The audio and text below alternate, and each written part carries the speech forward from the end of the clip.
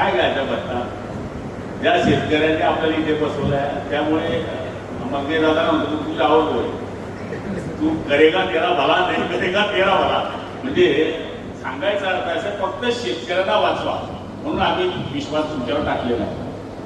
नाहीतर मग मागचे बरे होते अशी म्हणण्याची वेळ येऊ नये. हा बरा होता. इतकं जरी सरकार क्षेत्रामध्ये आपण काम केलं तर शेतकरी आपल्याला 100% आशीर्वाद देतात. आणि जेटी दादांनी हे एवढं मोठं उभं केलं. बाळासाहेब चौधरी त्या टायमात त्यांचे नेते होते. रमेश दादा त्या काळामध्ये आमदार होते. 3 वेळेस दादा तुम्ही दादा 3 वेळेस सभापती हे असे भोळेभाळे लोक होते त्यावेळेस.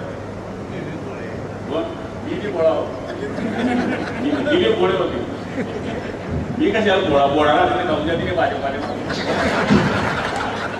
सांगायचा अर्थ असा आहे की याचं चालतं गिरीश भोगी त्याचं तुमच्यावर चालेल कार्यक्रम.